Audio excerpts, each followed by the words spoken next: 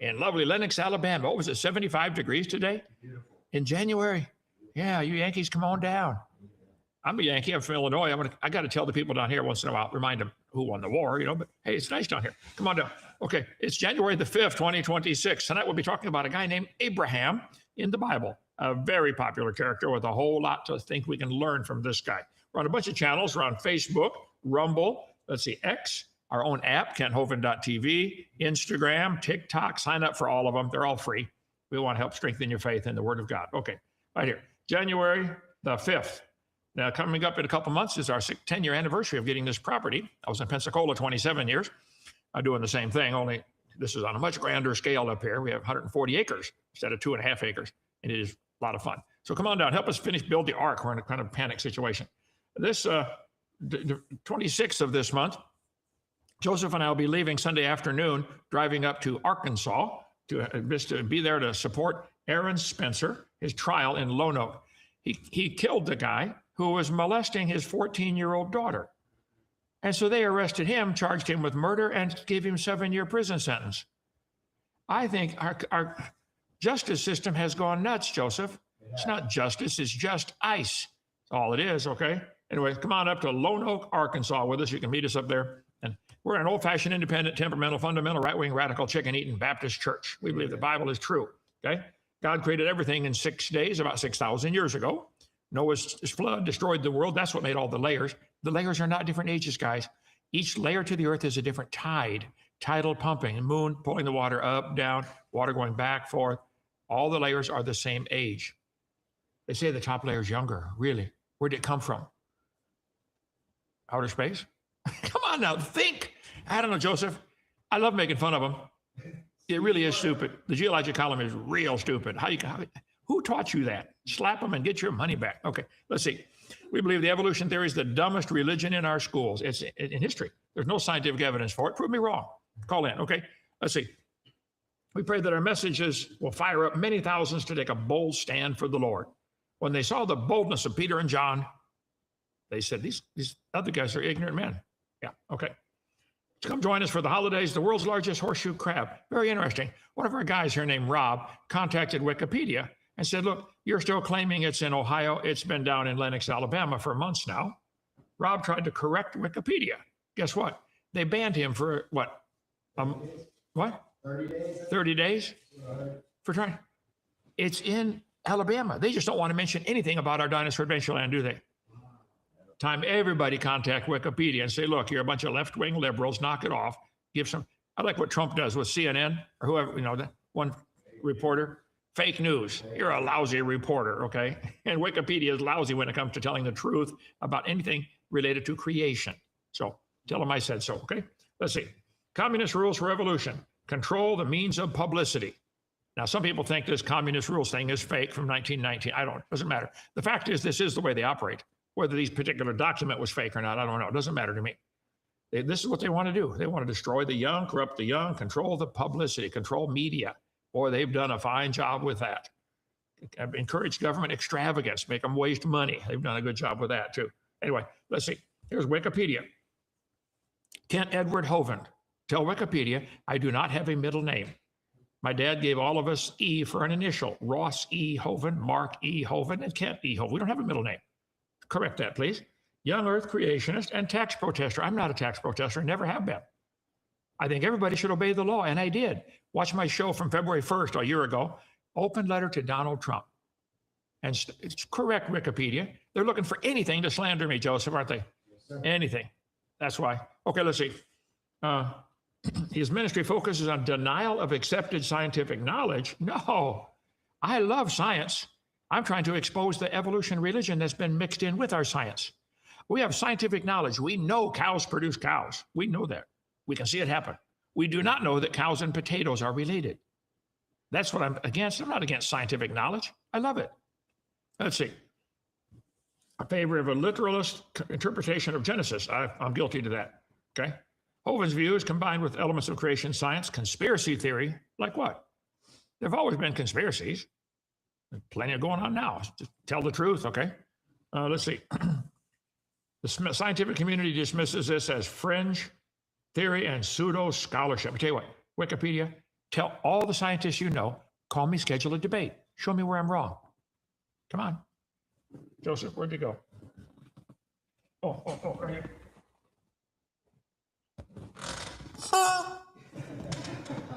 That's why they won't. Yeah. Answers in Genesis, a fundamentalist organization advocating young earth creationism openly criticized him. Boy, it's a good thing I don't work for them. Yeah. Anyway, okay. We want to get to, where do I want to go here? Let's see. Alt PD, slide number, 23. There. We're building Noah's Ark. We need lots of help. Electricians, plumbers, sheetrock, come on down. We're trying to get 7 apartments built in there before the anniversary, 10th anniversary. Got lots of stuffed animals. We're looking for a bunch more.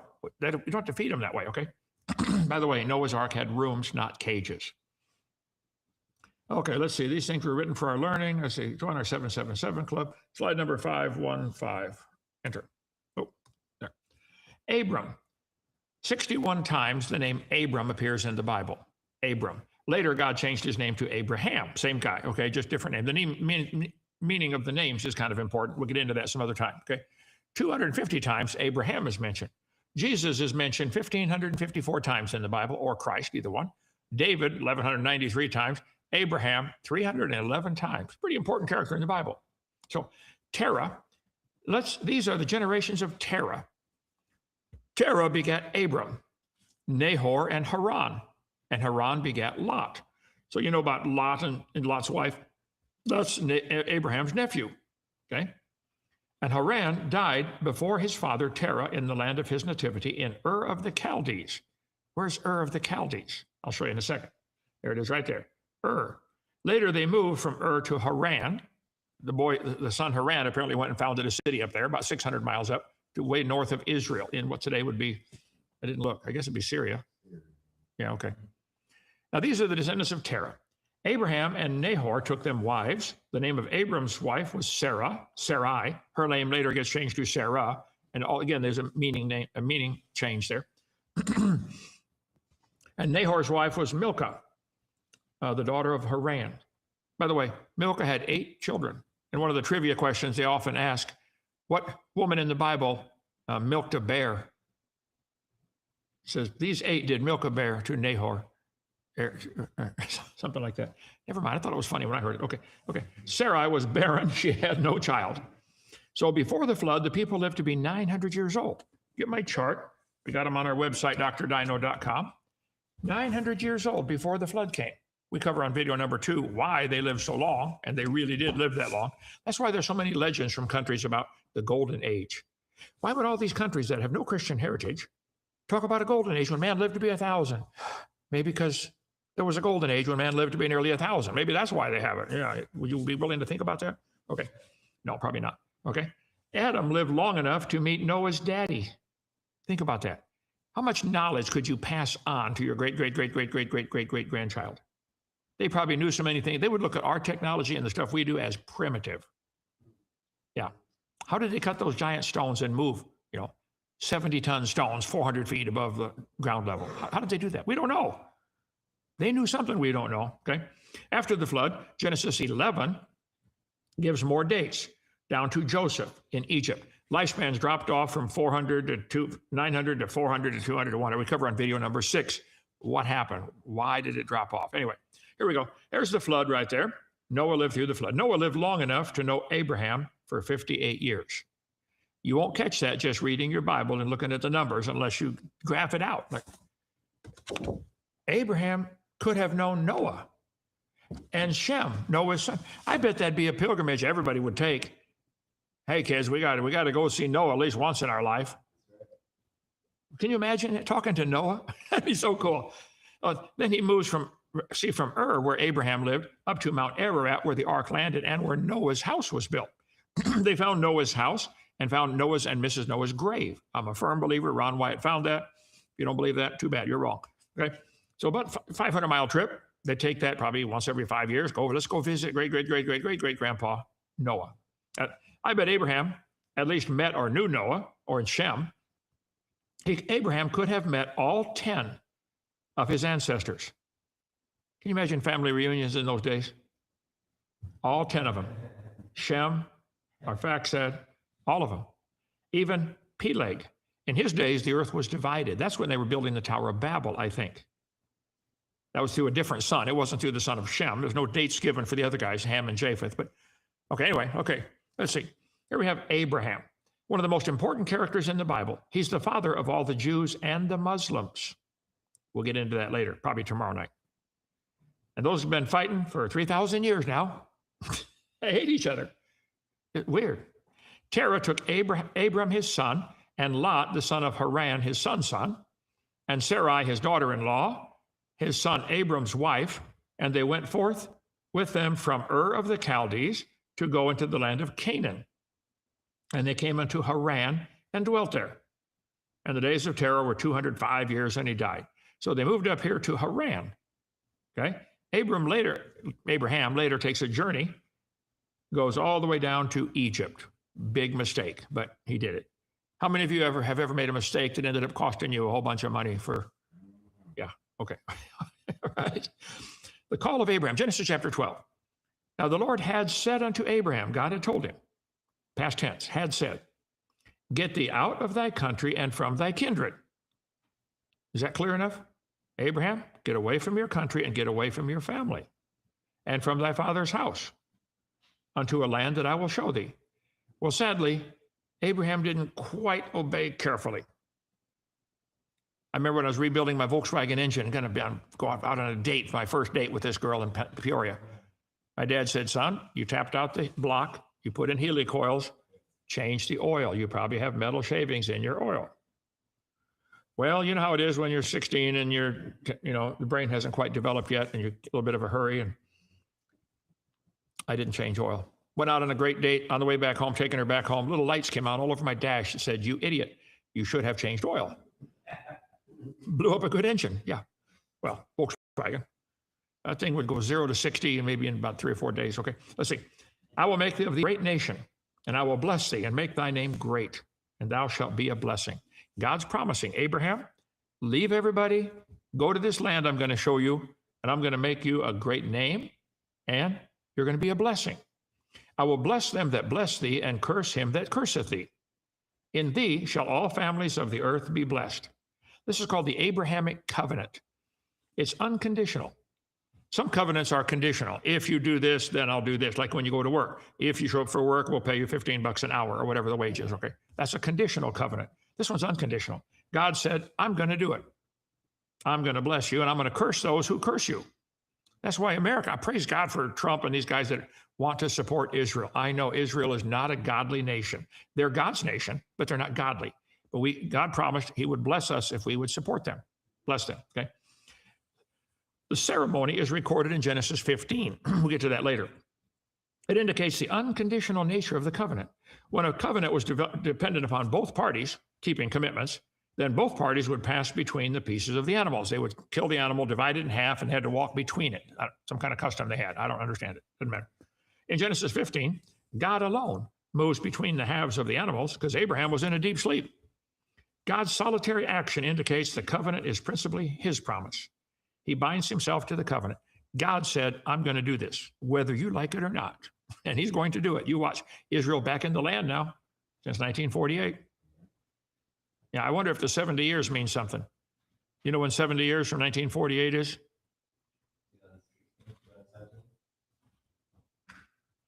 So Abraham departed as the Lord had spoken unto him, and Lot went with him. Wait, hold it. Abraham, God said, leave your family. He's taking his nephew. This becomes a disaster for Lot and for Lot's family and for the whole world. This one little mistake. He didn't listen carefully. Should have changed the oil, son. Yeah, listen carefully. Leave your family. Abram was 75 years old when he departed out of Haran.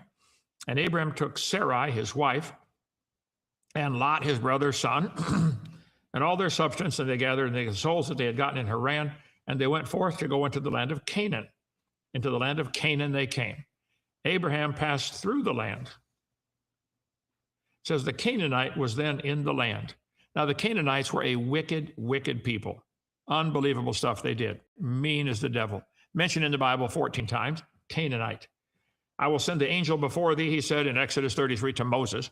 I'm going to drive out the Canaanite, the Amorite, the Hittite, the Perizzite, the electric light, all them light boys. I'm going to get them out of there. Canaanites. They were evil. But guess what? One of the Canaanites one day said, Jesus, can I follow you? Sure, Simon, come on. Simon the Canaanite was one of Jesus' disciples.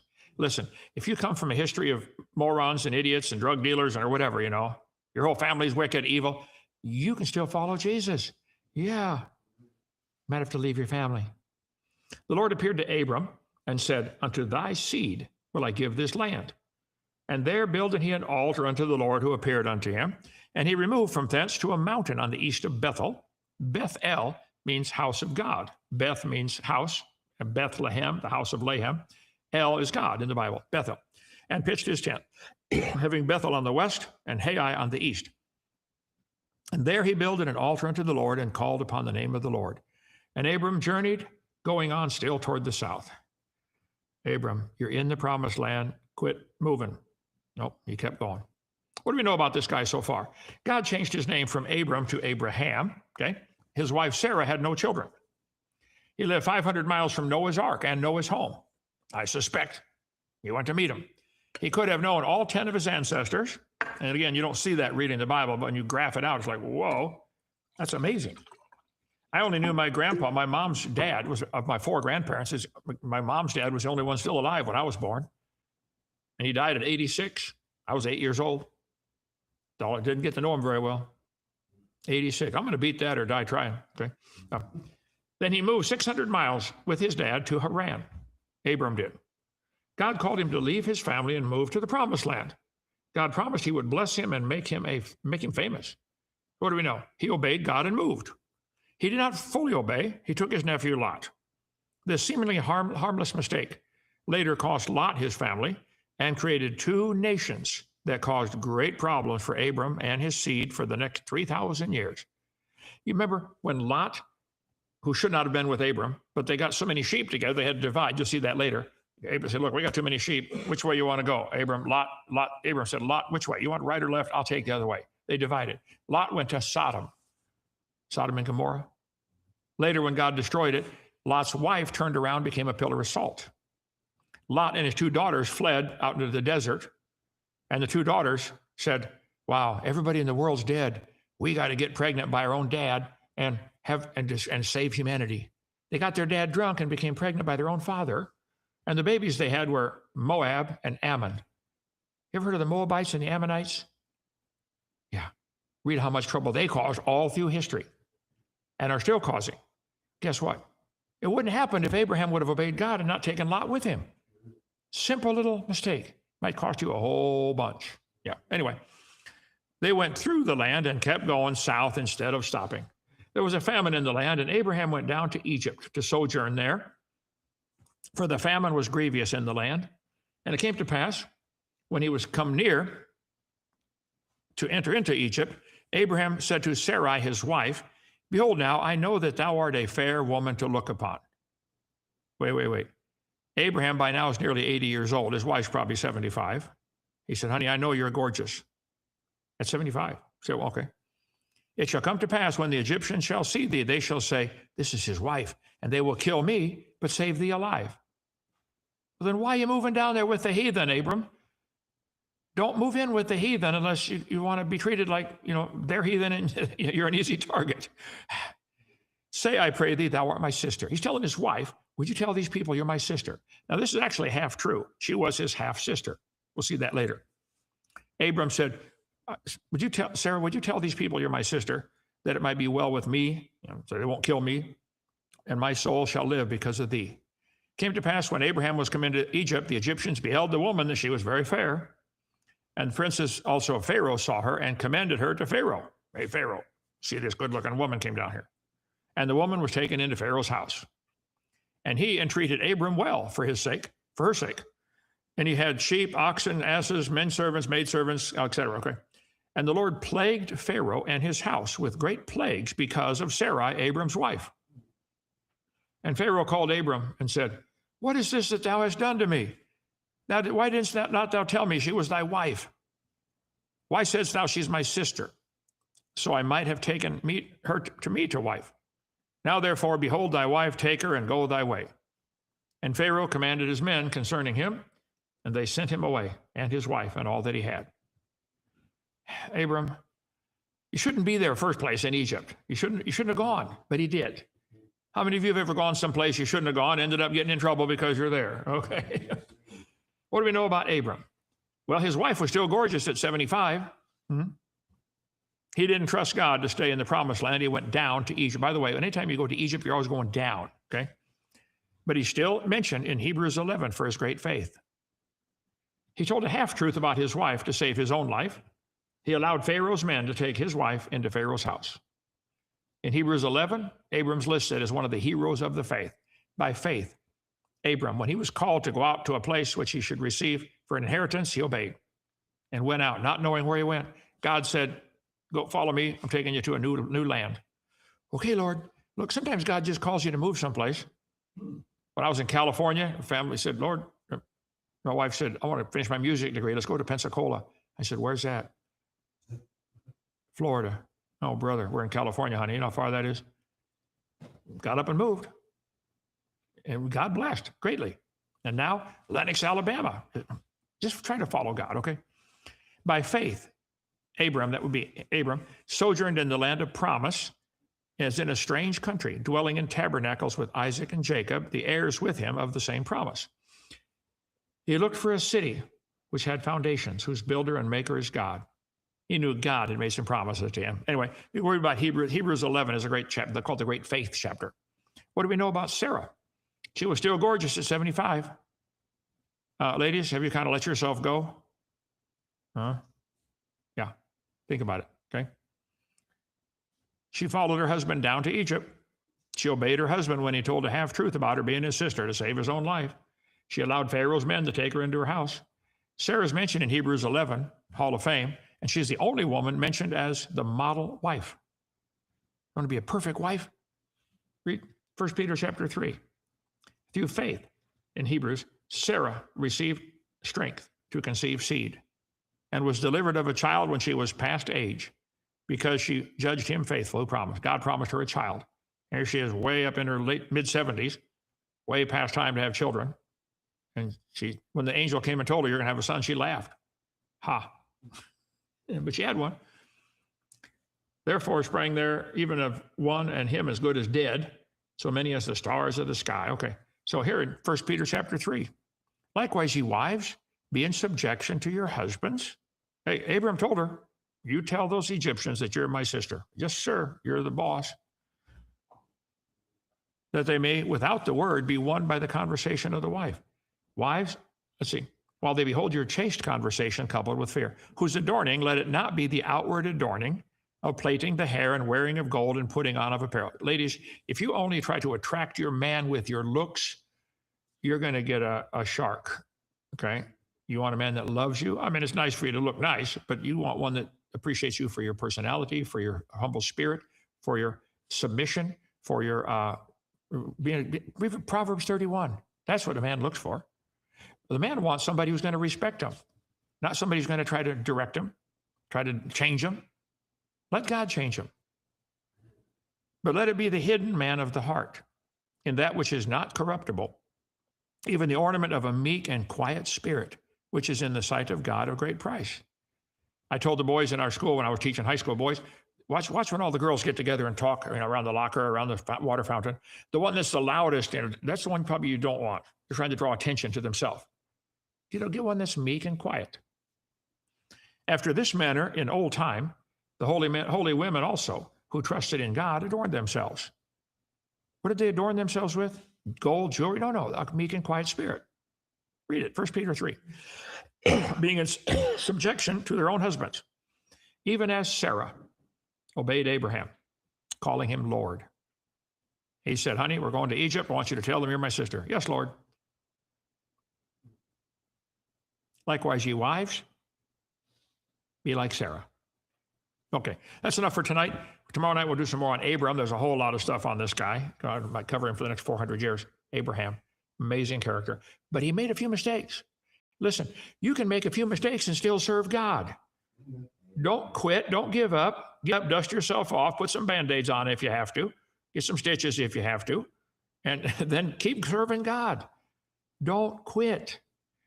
Okay. Questions or comments, Joseph? Or was that one you had today? Did you get that one ready? No. You remember that? You copied that? Oh, Mike the Texan on X. I sent him the booking link. He's in possession of the booking link. I don't know if Well, do you want to put it up tonight and I'll talk about it? Since he said, if you can. yeah, go ahead. Okay. Dr. Owen, I was listening, be still. I was listening to your debate with Hugh Ross, okay. I can't believe what he teaches. I saw something over the weekend where I guess he made a book discussing the flood. Seems very blasphemous. I think he's a very intelligent man. I think he loves the Lord, okay? But he's a heretic, in my opinion. He teaches the earth is billions of years old. He tries to blend evolution with the Bible. They don't blend, okay? They're not going to blend. So sorry. I'll debate him again anytime. Does Ken Ham believe Ron Wyatt's claim about Noah's Ark? I don't think so. I think he thinks there's two sites that people claim Noah's Ark is. You know, Ken Ham believes the Juniper site or something like that. I forget the name of it.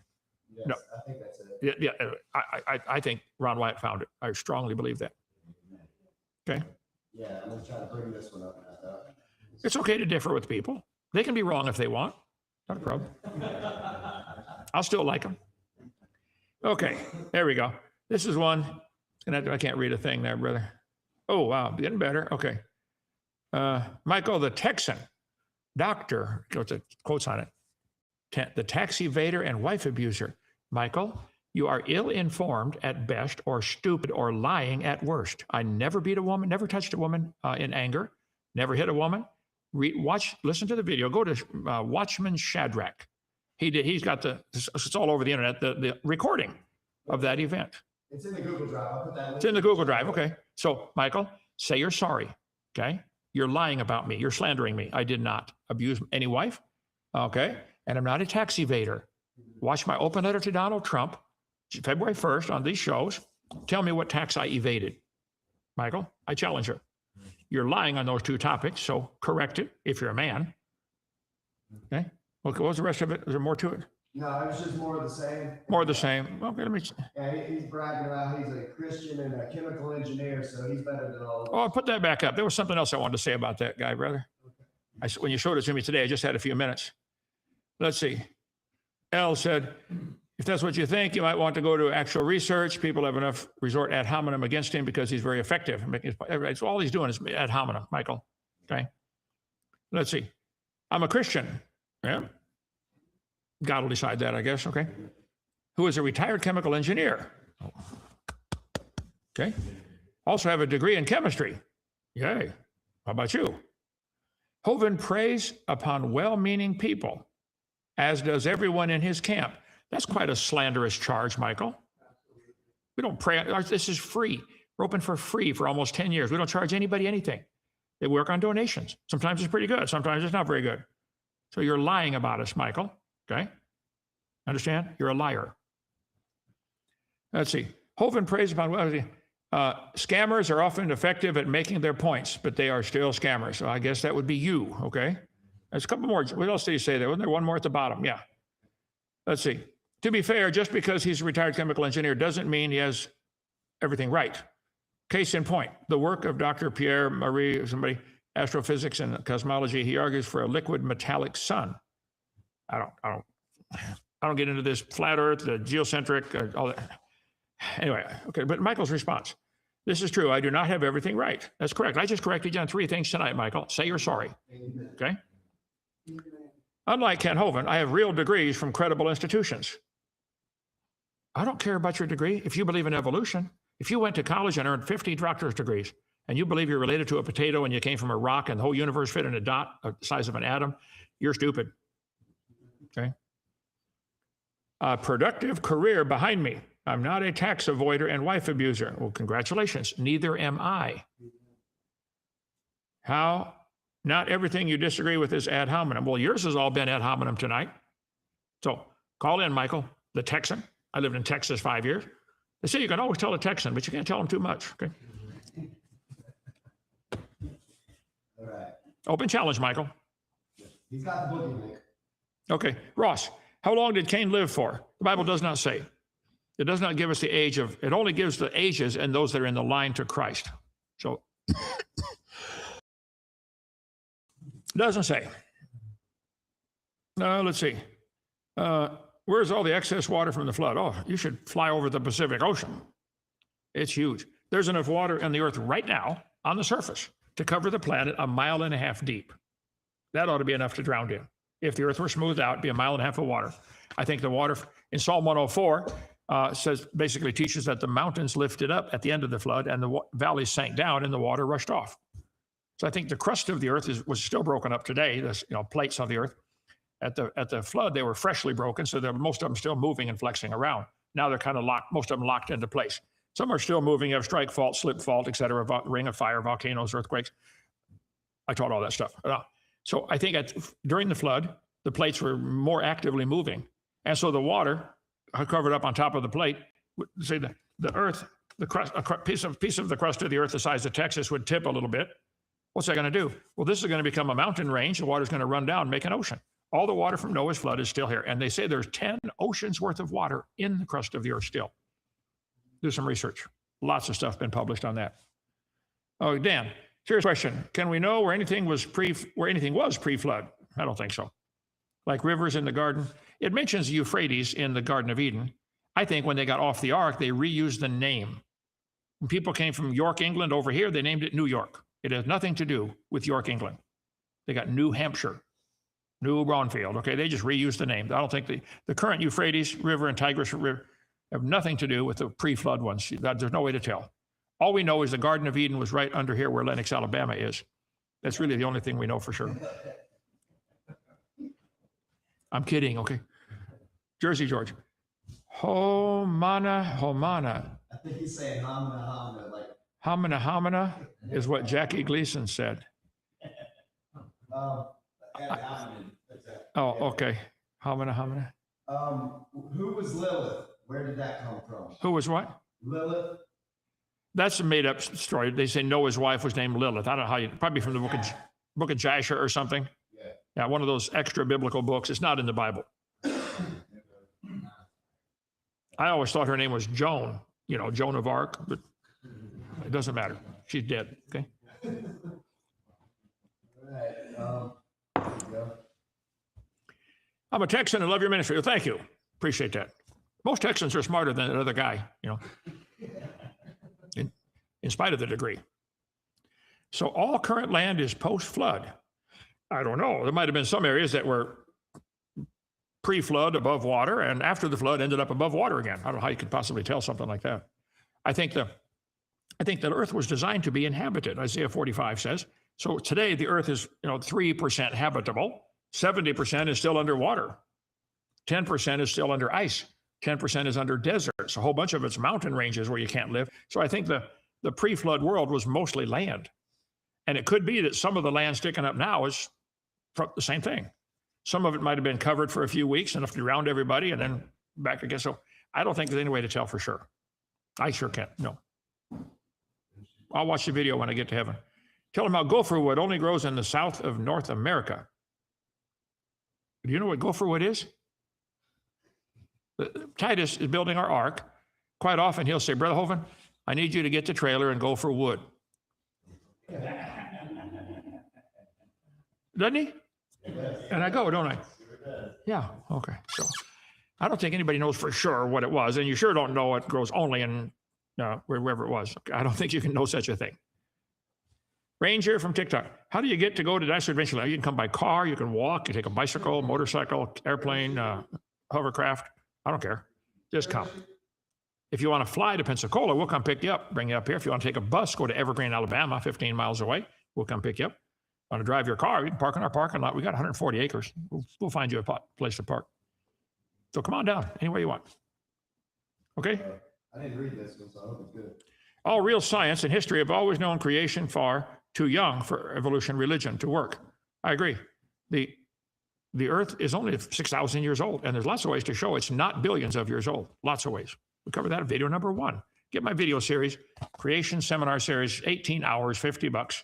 Return it, get your money back when you're done. Make all the copies you want if you don't edit it and you don't sell it. It's my intellectual property. I'm giving everybody permission to copy it and give it away, but don't sell it. Okay? Was the Garden of Eden on Earth? Oh, yeah, right here on Earth, Lenox, Alabama. Another question, why did you move from Pensacola to Alabama? Well, a couple things. While I was in prison for 9 years, I came home and found out some major things changed. You can call the office to talk about that. My wife divorced me because she was afraid of going to prison. It would have been her birthday 2 days ago. Would have been our 50th anniversary about a year ago. 42 years married. She said, I'm scared of the IRS. I'm divorcing you. What do you do? And at Florida, you can't stop one. So here I am, no home, no wife. And a guy called, said, Brother Hovind, I love your ministry. How can I help? I said, well, I'm looking for property to build a Christian camp. He said, have you found some? I said, yeah, yesterday, one of the trustees, one of the commissioners in Lenox, Alabama, in Connecticut County, called me and said, hey, we're trying to sell the old gravel pit. You interested? I came up here and looked at it, 140 acres, mostly mud. And I said, what do you want for it? And he said, $250,000.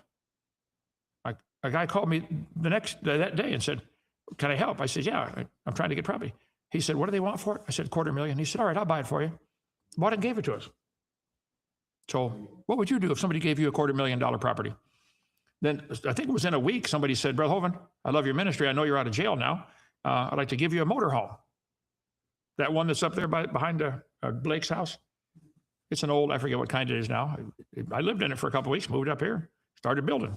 Been building ever since, haven't we? Yes, sir. Billy, we never quit, do we? Always swinging a hammer, building something. So that's why it's the only reason I'm here. Somebody gave us property.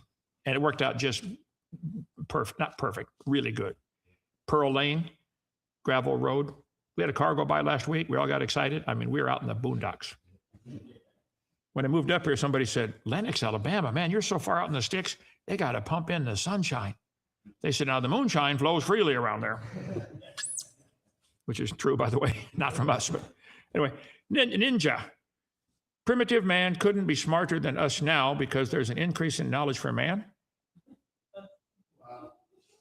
Is that a statement or a question? It's a statement with a question mark after it. I have to disagree. I think people before the flood were much smarter. They were living to, Adam was 9. See, Adam was created with a fully loaded computer. First day, he could walk, talk, name all the animals, and get married. Then he lived with God. Probably walked and talked with God for maybe 100 years until they sinned. And then he lived to be 900. How much could you learn in 900? How much could God have taught him in 100 years? And then Adam lived long enough to pass that knowledge on to his grandkids. I think they would laugh at some of the stuff we have today. Like, how do you cut stones with laser precision? There are stories about them using sound to levitate the stones up into place. I don't know. I don't think we know near as much as they did back then. Okay? How do you explain Wallace line? What do you mean by that exactly? I've read about that. It's been a long time since I read about that. Define the question a little more, okay? Ask Kent if cows are cool. They're one of the dumbest animals God ever made, and they taste really good. Yeah, we got a bunch up on the North 40. We go up there and pet the cow. They're friendly, and you got to be friendly or I won't feed them. Okay? Yeah, I think they're cool. Can you speak of the different timelines and age of the earth from the Masoretic versus Septuagint timeline? The best one to answer that would be Gail Ripplinger at avpublications.com. Authorized version, avpublications.com. She has extensive work on those type of questions about which version of the Bible. Better get a King James. So I'll defer to her for that one, okay? Man, keep coming. Was Methuselah a Christophany? I don't think so. Methuselah was the oldest man. He lived to be 969. Another one lived to be 962, pretty close to that. Which one was that? Jared, Methuselah's grandpa, 962. I've heard, I can't prove this, that the name Methuselah means when he dies, it shall come. And when he died, the flood came. Preacher's good anyway. We shall see. Okay, so Christophany is a pre-appearance of Christ. I think there were quite a few of those in the Bible, but I don't think Methuselah was one. Last one. What did you go to prison for? I don't hear. Mark, go to February 1st, my show, open letter to Donald Trump. I did nothing wrong. The government broke 100 laws to put me in prison. The U.S. Attorney in Pensacola, John David Roy Atchison, Google that name. He spent 5 years trying to find something to shut me up. When they came and arrested me with the SWAT team, they said, get every DVD number 5 you can find, where I talk about the dangers of evolution. They wanted to get this one. They didn't get the master. We're still producing it, okay? But then I didn't break any laws at all. Watch this open letter to Donald Trump, February 1st. It's in the links over there on the side. Yeah, I got it right there. Yeah, the 3 things they charged me with, 3 different clusters of charges, were all bogus. And the judge knew that. And the prosecutor. I have one more come in at the end you have to answer. And I'd like Donald Trump to issue a pardon first, and then to investigate all the players in that, impeach those or imprison those that need to be that were in my case, and then restore everything they took from me and leave me alone. I'm a Baptist preacher trying to serve the Lord for 51 years now. I'm not hurting any danger to anybody. All right? If dinos didn't evolve into chicken, then explain dino nuggets. I'll have to do some research on that. I'll see how they taste. Okay, that's it. Thank you so much. Tomorrow night we'll do a little more on Abraham. Come visit us. Bring a hammer. We got lots to do. Okay, bye.